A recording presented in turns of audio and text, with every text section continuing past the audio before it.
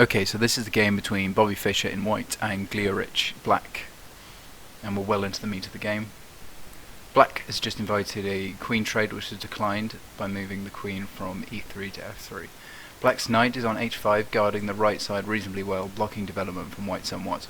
The castles are doubled up on the c column and the queen is reasonably well positioned. So what do you do here as black?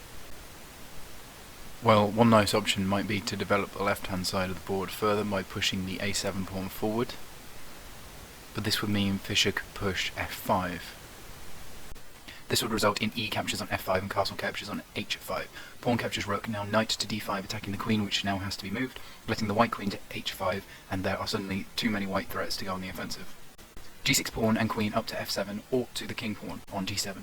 Bishop on b3 has line to king's pawn and then to the king. Knight is checking one move. If the knight moves to f8, not allowing the knight to check, then the knight will go to f6 anyway. Bishop could defend the pawn, but white can move the pawn to e5, backing up its knight from the castle and so pinning the f6 pawn. Black would have to play something like queen e7, and white can develop with knight to e4, adding more pressure onto black. Pawn captures are the only thing left to do. Knight takes and threatens the queen. The queen has to run or get captured. Then comes the queen to h7, pushing the king and threatening black on g8, backed up by knight on f5. Black might think to play bishop to f6, but the pawn takes and takes over the threatening position the knight just held, and it's one move to checkmate. Again, whatever black plays.